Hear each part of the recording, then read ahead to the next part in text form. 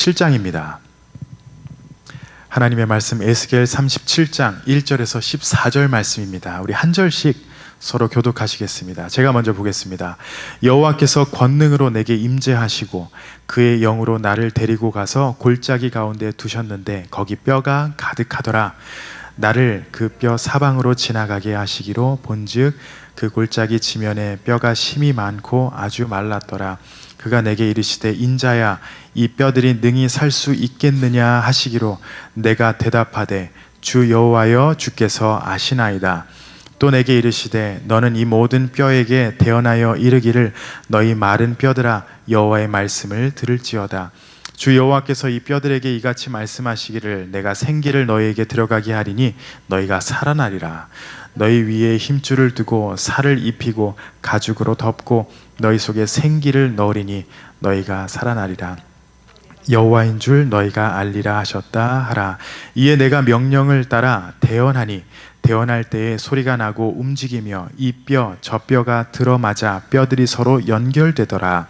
내가 또 보니 그 뼈에 힘줄이 생기고 살이 오르며 그 위에 가죽이 덮이나 그 속에 생기는 없더라. 또 내게 이르시되 인자야 너는 생기를 향하여 대언하라. 생기에게 대언하여 이르기를 주 여호와께서 이같이 말씀하시기를 생기야 사방에서부터 와서 이 죽음을 당한 자에게 불어서 살아나게 하라 하셨다 하라. 이에 내가 그 명령대로 대언하였더니 생기가 그들에게 들어가매 그들이 곧 살아나서 일어나 서는데 큰 군대더라. 또 내게 이르시되 인자야 이 뼈들은 이스라엘 온 족속이라. 그들이 이르기를 우리의 뼈들이 말랐고 우리의 소망이 없어졌으니 우리는 다 멸절되었다 하느니라. 그러므로 너는 대언하여 그들에게 이르기를 주 여호와께서 이같이 말씀하시기를 내 백성들아 내가 너희 무덤을 열고 너희로 거기에서 나오게 하고 이스라엘 땅으로 들어가게 하리라. 내 백성들아 내가 너희 무덤을 열고 너희로 거기에서 나오게 한즉 너희는 내가 여호와인 줄을 알리라.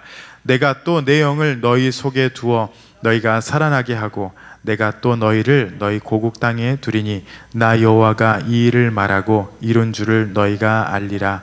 여호와의 말씀이니라. 아멘. 우리가 6월 달에 잠언도 묵상했지만 에스겔서도 우리가 같이 읽었습니다. 아마 지난 목요일 말씀이 이 에스겔 37장 말씀이었던 걸로 기억하는데 에스겔서를 묵상하면서 에스겔서에 관해서 주일날 한번 같이 나눴으면 하는 그 마음이 항상 있었습니다. 그래서 오늘 에스겔서 마지막 우리 장을 읽어가는 가운데에 같이 이 말씀을 나누길 원합니다. 여러분, 어떤 사람이 인생의 길을 잘못 들어서서 마약과 도박에 빠지고 심지어 살인을 해서 교도소에 갔다라고 한번 생각해 보시기 바랍니다.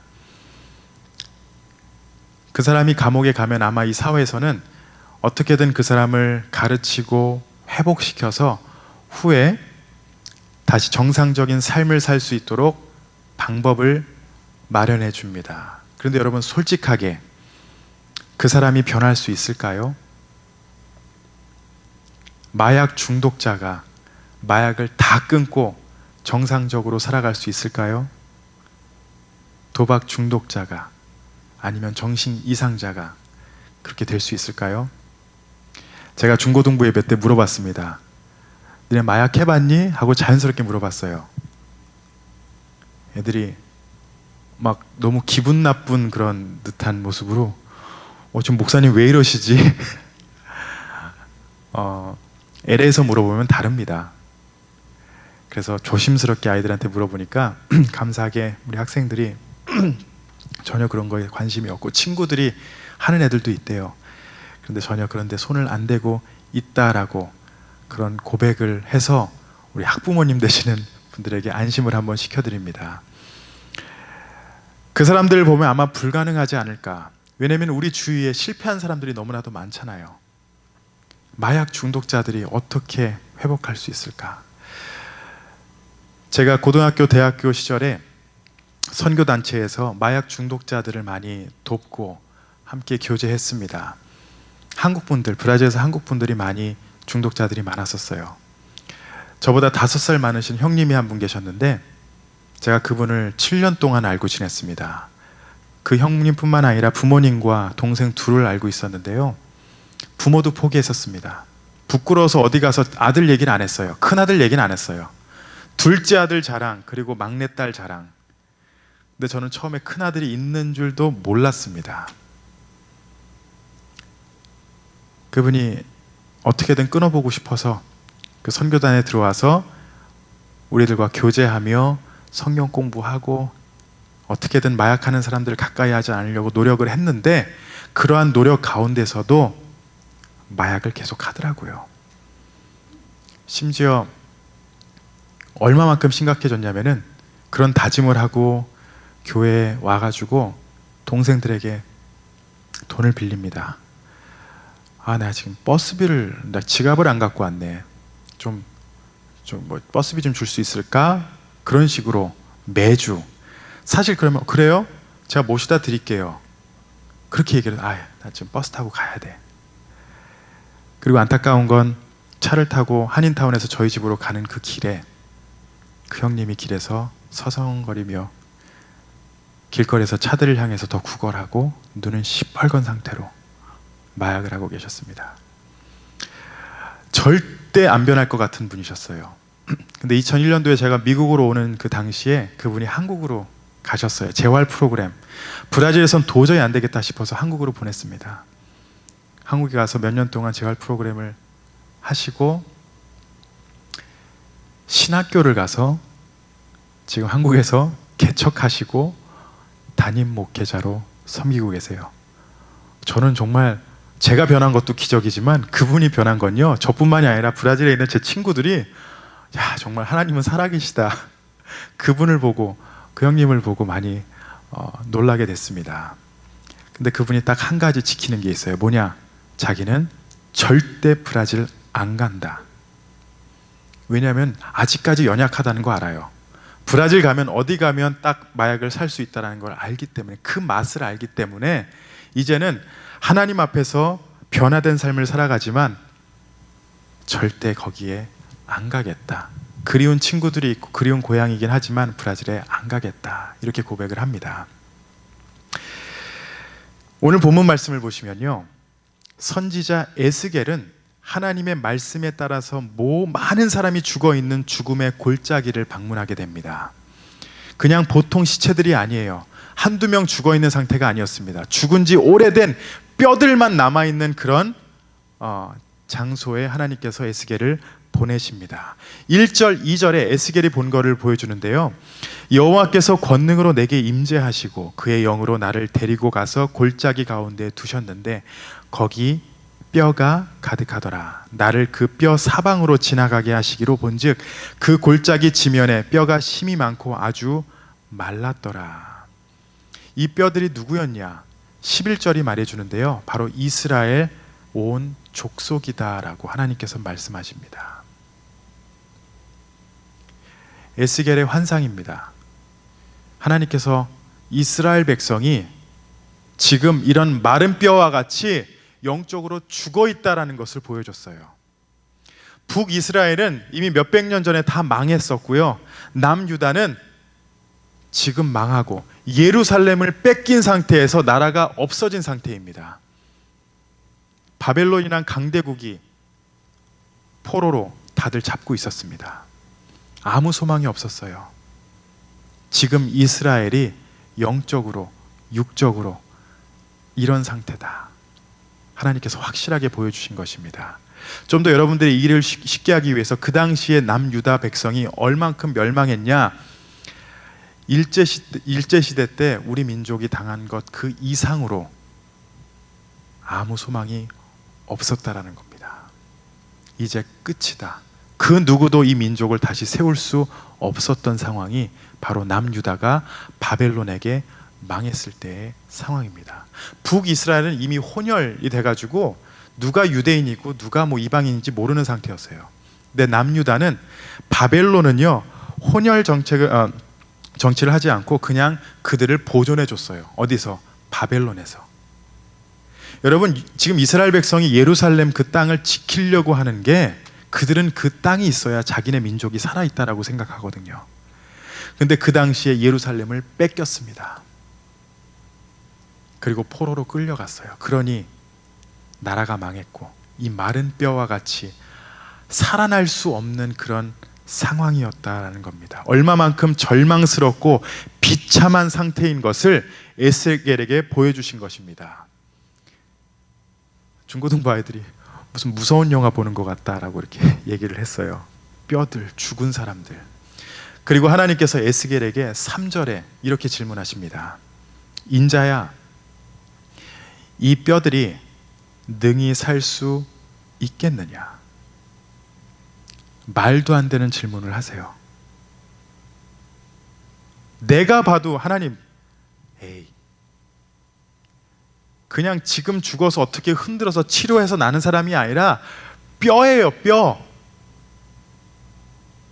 뼈예요. 근데 하나님께서 에스겔아, 살 수 있을 것 같아? 이렇게 질문하십니다. 보통 때 같으면은 좀 화가 날 수 있는 그런 질문이지만 에스겔은 하나님 앞에 이렇게 답합니다. 주께서 아시나이다. 마른 뼈들과 같이 죽어 있고 인간으로서는 아무 가능성이 없는 것 같이 보이는 이스라엘 백성을 회복시키시는 하나님, 우리가 봤을 때에, 우리가 판단했을 때에 아무런 소망이 없고 내 힘으로 정말 안 될 것 같은 그런 여러 가지 상황들, 하나님께서는 오늘 우리에게도 내가 회복시킬 수 있을 것 같으냐, 이런 질문을 우리에게 하십니다. 그때 우리도 이 말씀과 같이 주님, 주님이 아십니다 라는 이 고백으로 오늘 이 말씀을 듣고 은혜 받으시고 하나님 앞에 결단하신 우리 성도님들 되시기 바랍니다. 첫 번째로, 하나님께서는 에스겔에게 어떠한 큰 체험을 주시기 전에 에스겔의 마음을 준비시키십니다. 본문 1절 말씀을 다시 보시면은 에스겔이 여호와께서 권능으로 내게 임재하셨다라고 말해요. 이 말씀은 하나님의 말씀과 은혜가 에스겔에게 먼저 임해서 그의 마음이 하나님의 은혜로 충만하게 채운 것을 의미합니다. 하나님의 권능에 붙들려 있지 않으면은 여러분 어떠한 기적을 보던 어떤 하나님의 역사를 본다 하더라도 하나님의 은혜라고 여기지 않고 그것을 무시할 때가 너무나도 많아요. 성경의 많은 인물들이 하나님 앞에 준비된 사람들, 예수 그리스도를 알던 사람들과 모르는 사람들이 기적을 봤을 때 행하는 그 행동은 너무나도 달랐습니다. 하나님의 역사의 의미를 깨닫지를 못했어요. 출애굽한 이스라엘 백성을 한번 보세요.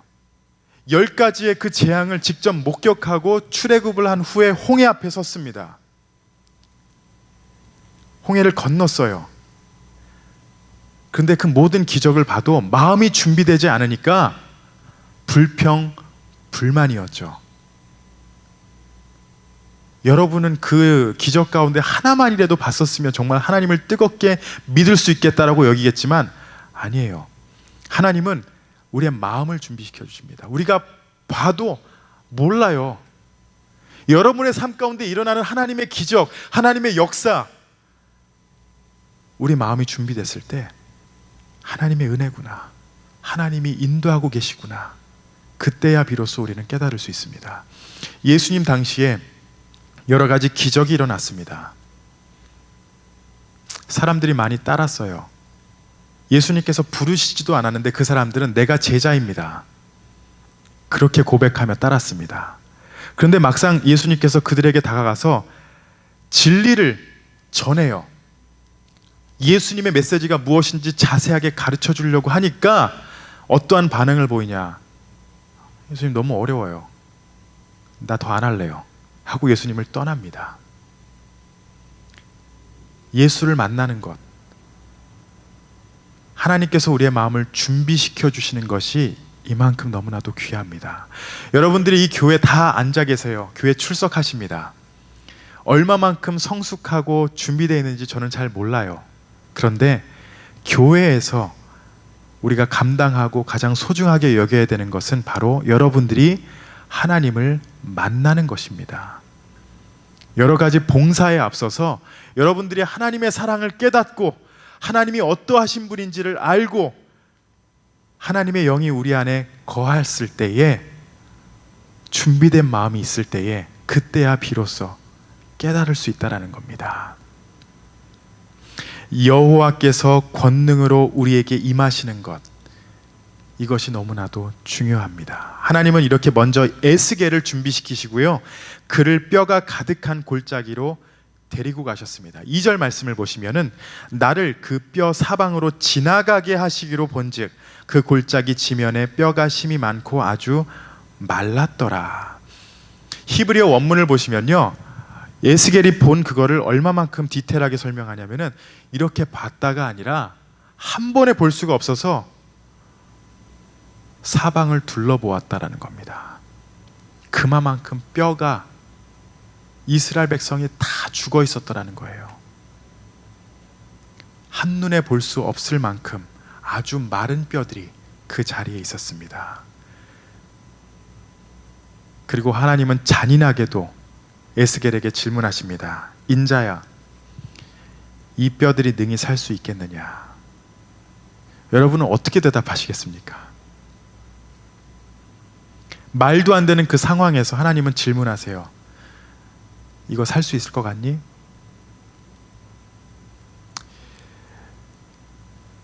우리 인간적인 생각으로는 도저히 불가능한 말씀을 하나님께서는 에스겔에게 질문하십니다. 이 세상을 살다 보면요, 우리 스스로의 힘으로는 감당할 수 없을 만큼 우리가 절망적인 상황을 겪고 있을 때 하나님께서 우리에게 이런 질문을 하십니다. 하나님께서 아무개야, 내가 지금 이거 할 수 있음을 믿니? 내 눈으로 봤을 때는 말도 안 되는 그런 현실이지만 내가 역사한다면 이게 살아날 것을 믿니?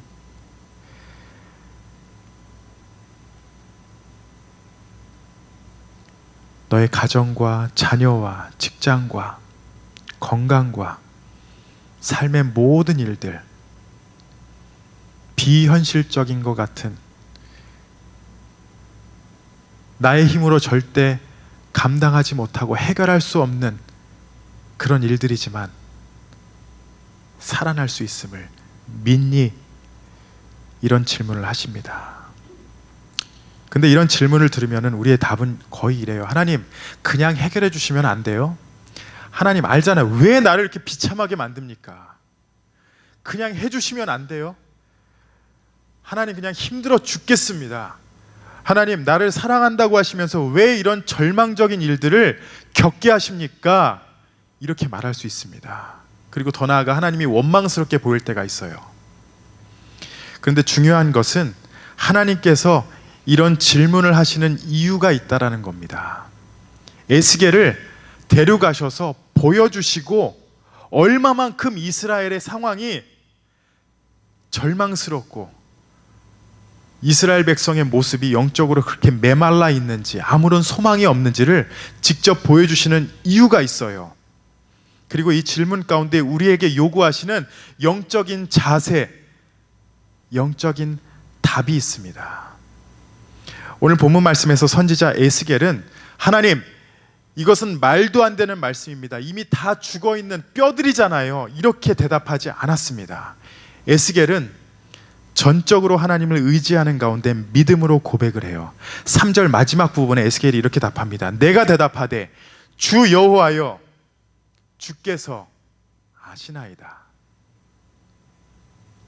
주께서 아시나이다. 이 에스겔의 고백은 무엇이냐면요, 그 자체로는 결코 살아날 수 없지만 전능하신 하나님이시라면 살릴 수 있음을 나는 고백합니다.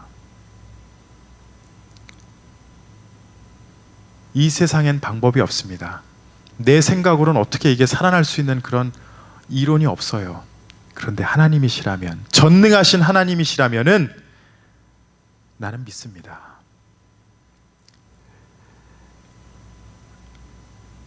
같은 상황에서 하나님 앞에 마음이 준비되었을 때 다른 고백을 합니다. 제가 다시 출애굽 그 상황의 예를 한 번 더 드릴게요. 홍해가 앞에 있습니다. 뒤에는 애굽 군사들이 오고 있습니다. 홍해를 걷는다는 것은 미친 짓이에요. 그렇죠.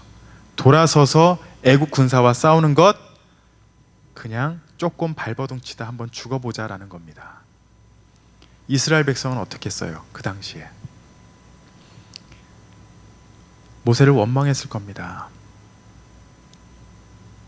근데 모세가 그 상황에서 같은 앞뒤를 보고 있었던 모세가 어떤 고백을 하냐면요, 출애굽기 14장 13절에서 14절에 모세가 이렇게 고백합니다. 모세가 백성에게 이르되 너희는 두려워하지 말고 가만히 서서 여호와께서 오늘 너희를 위하여 행하시는 구원을 보라.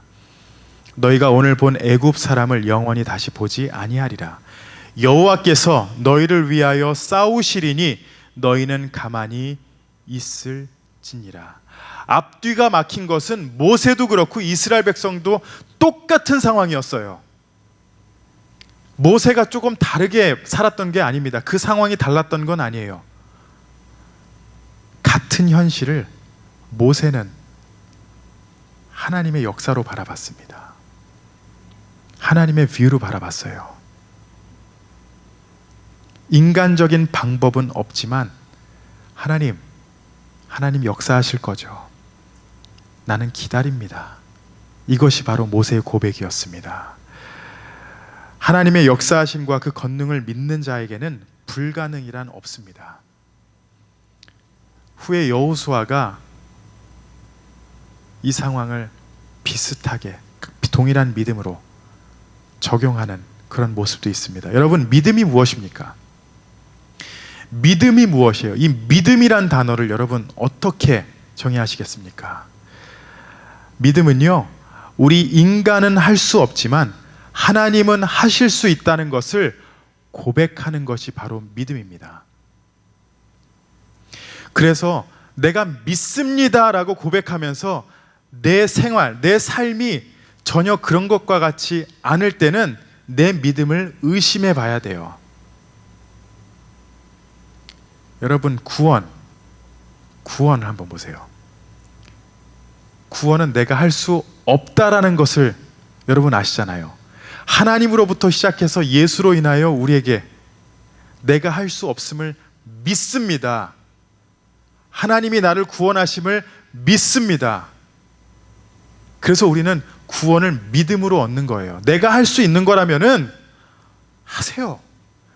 그런데 성경은 그렇게 말하지 않아요. 나의 구원은 하나님께서 하시는 거고 오직 믿음으로만 구원을 얻습니다.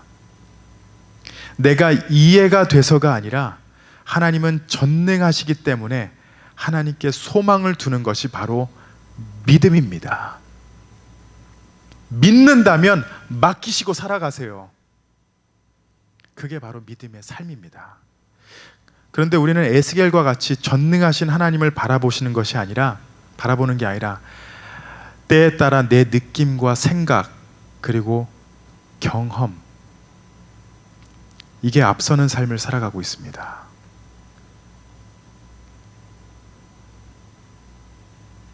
아무 희망도 없었던 골짜기에